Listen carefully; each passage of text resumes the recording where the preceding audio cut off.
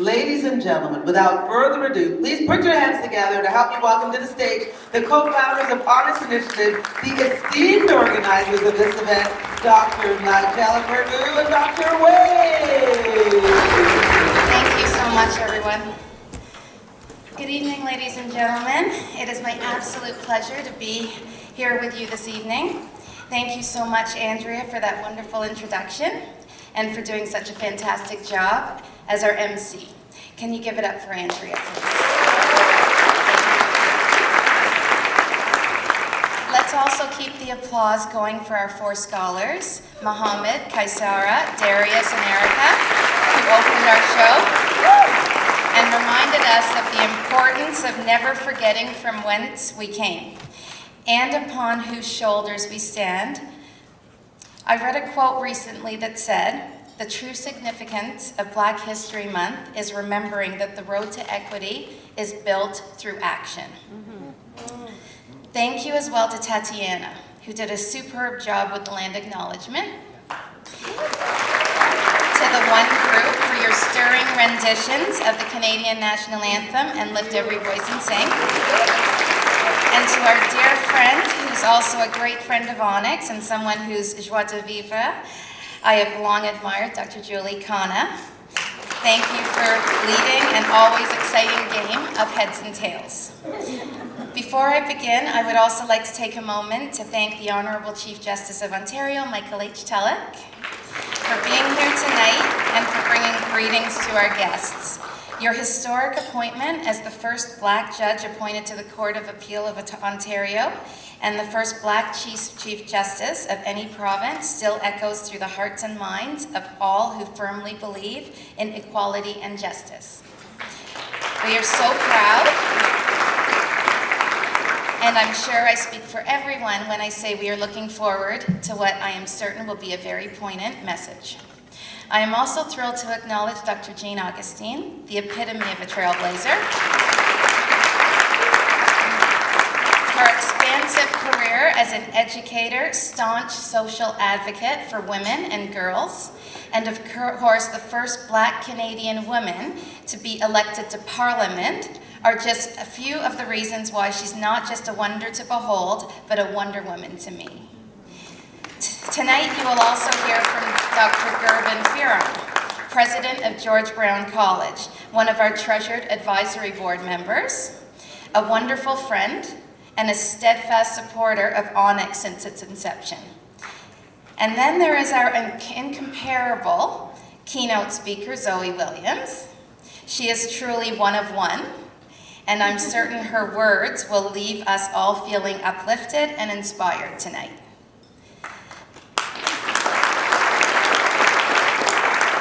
Lastly, I would be remiss if I didn't give a shout out to Juno Award winner, Canadian Screen Award nominee, and one of the judges on Canada's Got Talent, the multi-talented Cardinal Official.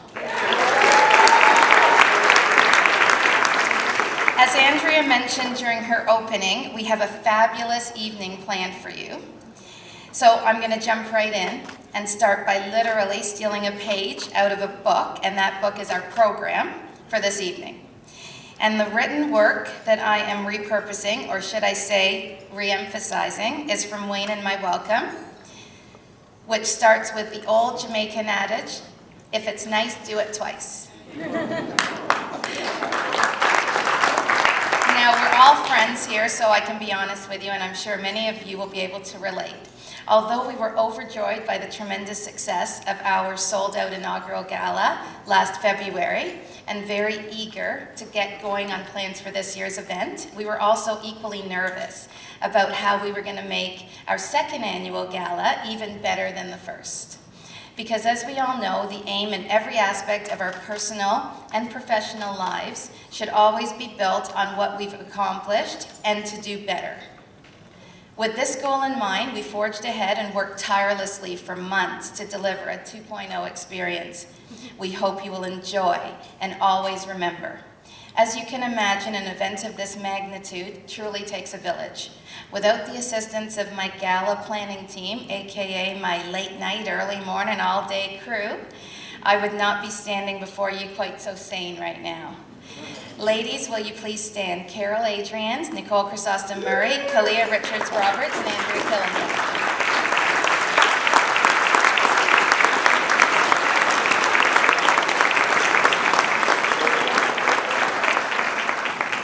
Looking out at all of your beautiful faces, some new, some familiar, I am overjoyed and overwhelmed that so many of you chose to spend this wonderful winter wonderland night with us in celebration of our scholars, our partners, our mentors, our supporters, and of course, Black History Month.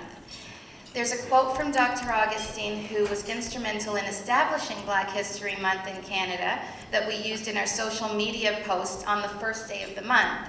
It says, "Black history is Canadian history." Amen to that.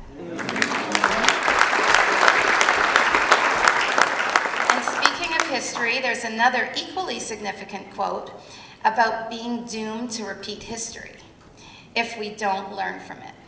And in these interesting times, that's my polite word to describe the moment we're in, since we're all dressed up and in a fancy setting, I feel that it is my duty as the executive director of an organization whose mission it is to open doors for emerging professionals who have traditionally been excluded from key talent pools to address the elephant in the room. For too many reasons to name, the attack on DEI is so heartbreaking to Wayne and I.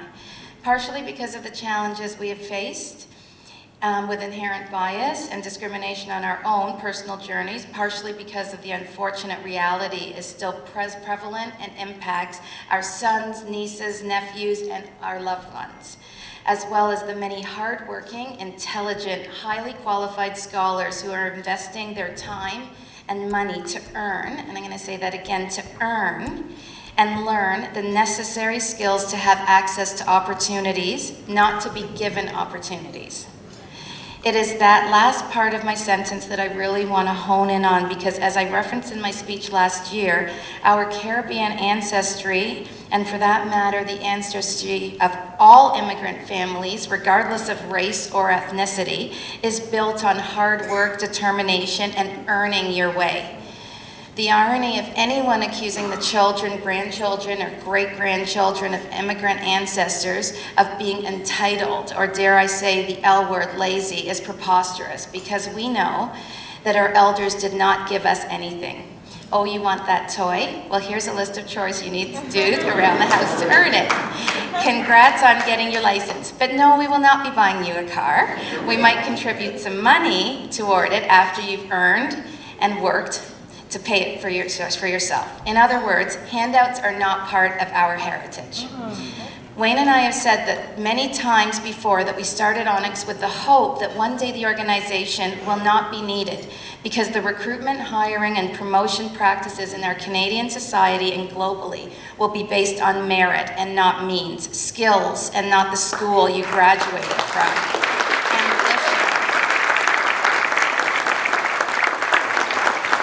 Ambition, and not just access to the right people. No one values a system of meritocracy more than the underserved, who, contrary to the belief of some, are not undeserving. Those two words are close in spelling, but far from being interchangeable. As some of you may know, Wayne and I have been serial entrepreneurs for many years. I was going to add another many, but then I thought, okay, I'm going to age myself. So believe me, we completely understand the implications and the intricacies of trying to level the playing field within your company and how it can be received, and in some cases be rejected. And as the co-founders of Onyx, you can be certain we have heard it all from the private sector. DEI initiatives designed to benefit a specific identity group causes other groups to feel left out. Or those who have been in the majority fear that DEI will be detrimental to their status and salaries. Our response to these and other seeming roadblocks is to encourage our business allies to foster greater inclusion rather than focusing solely on representation. You've heard me say before that diversity is just about numbers. It's the E and the I that matter more to us. We also strongly advise that the integration of any equity policies be accompanied by essential education about what DEI really is. This term has been relegated to be about race and women of color in particular. But in reality, DEI is why buildings have wheelchair ramps. DEI is why new moms of all races have a space at their jobs to pump nourishment for their babies. DEI is why people of all faiths are allowed to have a designated time to worship without being penalized about a lack of productivity. DEI is not about giving opportunities to people who are not qualified. It's actually about ensuring that people who are more than qualified aren't excluded on the basis of race, gender, religion, disabilities, or sexual orientation. DEI is in alignment with merit-based hiring, not in opposition to it. This concept has been positioned as being diametrically opposed to a driven, enthusiastic, and inspired workforce, when the reality is they can be dynamically integrated to deliver greater employee satisfaction, increased productivity, and a better bottom line. 3 benefits that no one curating a sound business strategy would or should oppose.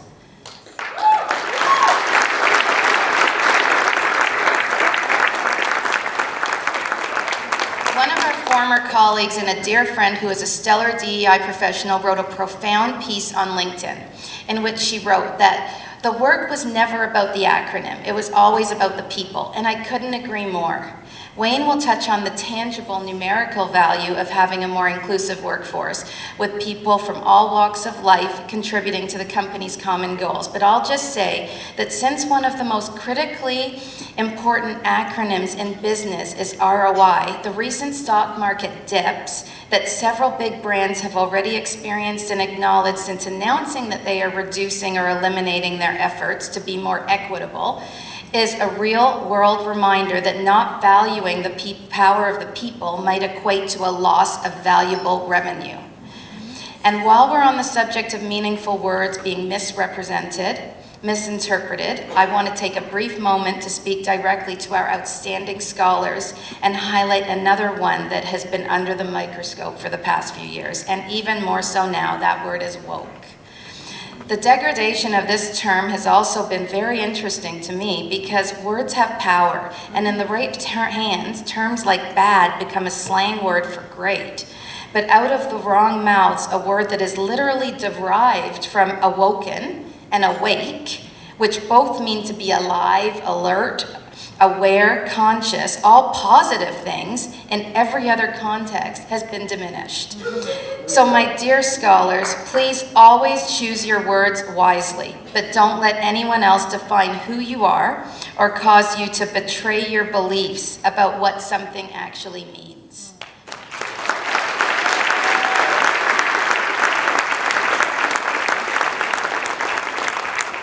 I know I'm in the company of friends, so I know you can appreciate my passion and belief that there is a time to sit in the silence and wait for inspiration, and a time to speak up, speak out, and do something, not someday, but today. I was reminded at a recent event at TMU about the importance of making a difference during the time that we have. The dash that exists between our date of birth and the date we die determines the legacy that we leave. This is not easy work by any means, but if we stay connected, collaborative, conscientious, and courteous to each other, we will prevail. My favorite actor, Denzel Washington, and the only competition Wayne has for my affection, at least in my dreams, once said, "Stay calm, even in the most challenging moments. This is just a period of trial. Greatness does not arise from emotional chaos or despair, but from discipline and strength. Every challenge is an opportunity to grow, to strengthen your character, and to show who you are. Face every trial with determination, for it is in these moments that your true self is forged." Now, while there is still much work to be done, for tonight, we're going to carry on with our celebration of all the important things I mentioned earlier, and one more incredible achievement that felt even sweeter than our previous hockey victories. Team Canada beating the USA in the first ever Four Nations face-off. Thank you for listening, supporting, encouraging, and inspiring us. And with that, I give you my partner in life, love, and business, Wayne Purboo.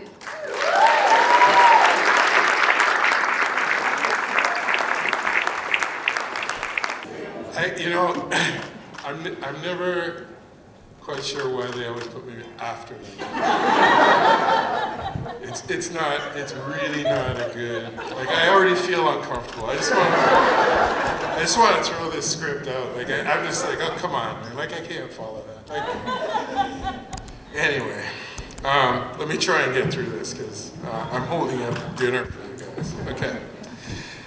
I understand I may not resemble Barack Obama, but I can certainly relate to his sentiments about the immense challenge of speaking after his wife. My wife is an extraordinary woman. Yes, she is.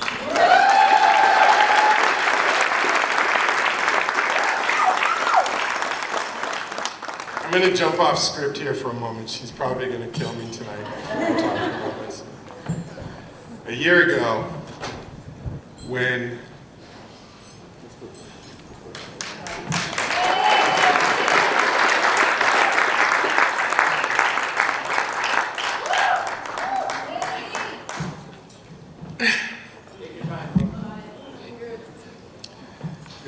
we were on stage, and most people didn't know Nigela was going through cancer treatment last year. And it was really tough. And we were worried she wasn't going to get through the night. And so we had a room and we had everything set up so that if she couldn't go, I was going to take over and do all her speeches and everything.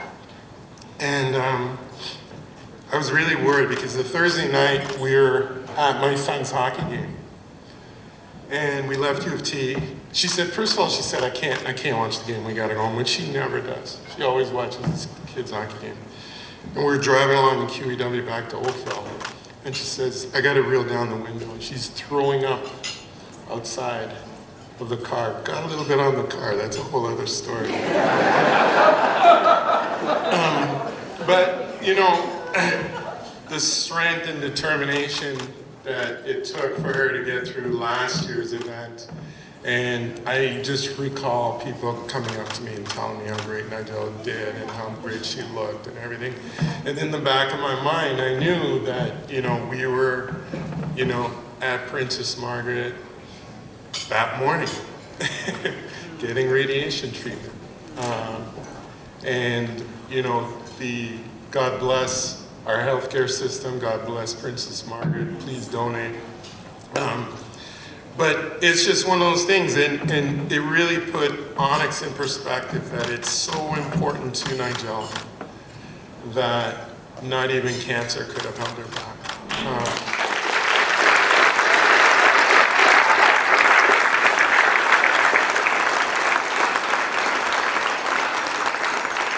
But we are blessed.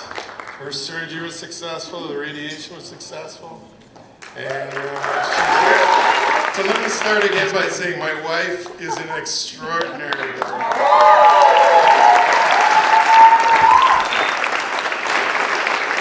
And the tireless work that she and our small but formidable team undertake daily is truly commendable.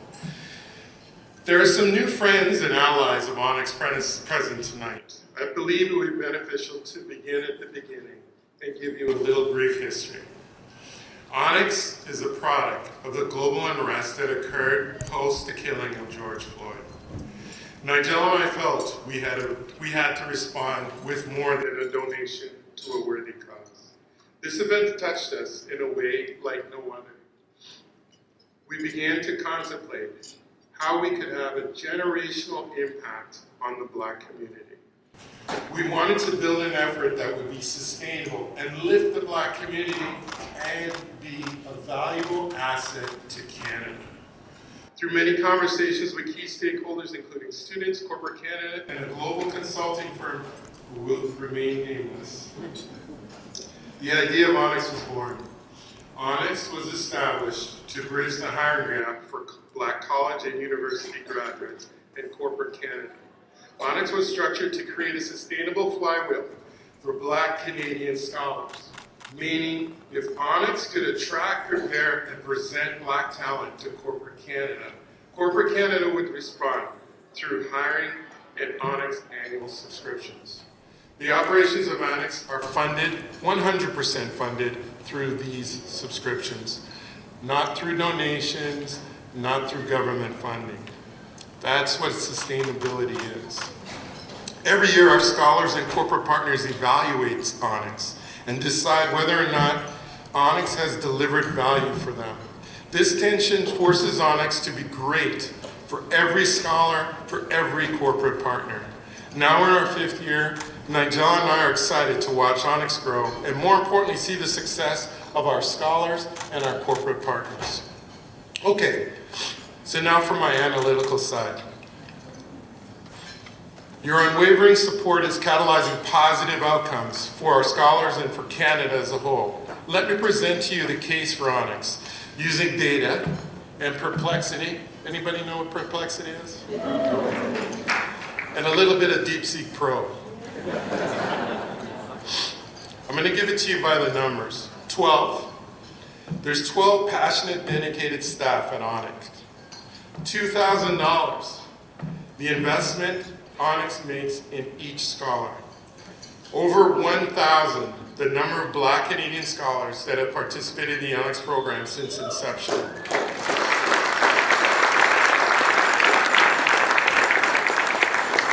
And we're looking for another 500 in April, so if you know someone, make sure they apply.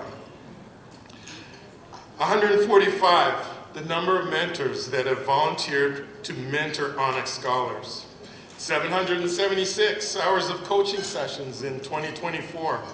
Now for the really interesting data, 4.3% is the population of Black, people that identify themselves as Black in Canada. 6% is the percentage of college and university graduates that identify themselves as Black. We're an ambitious crowd. Unfortunately, 24%, the disparity in income between Black college and university graduates and their white peers. 1.2 million, the difference in lifetime earnings between Black college and university graduates and their white peers. Let me tell you how this affects Canada. The difference in GDP is $20,000 a year generated, that does not get generated because of the lack of income and productivity. Over a lifetime, that's $800,000, okay? If you consider that we're investing $2,000 to try and fix this program, that is a 40,000% return, okay? And those are back of the napkin numbers. You know, there's a lot, and I'm happy to give you the prompt so you can try it for yourselves. But it's even if you cut that number in half, even if you cut that number in a quarter and say it's a 10,000% return, why would you not invest $2,000 in an Onyx scholar? If you're proud to be Canadian and understand the effect that this has on the Canadian economy, on our GDP, by the way, 59%, we over-index in people attending post-high school education in Canada. It's at 59%, which is why we lead the OECD in productivity. Okay, so it's a fantastic investment. But it's a massive return on our $2,000 investment. That's why we do this. Those are the numbers that we look at, and we say there is an opportunity here to not just do something good for the Black community, but do something great for Canada. Canada needs Black talent.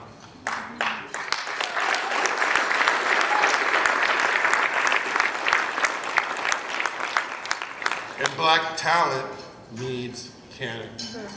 And we're just here to bridge that gap. That's all we're trying to do. There's one final number that I'm going to give you, and that number is 90. 90, and I'm going to ask them to stand, is the number of scholars from the Onyx program that are in this room tonight. Please stand.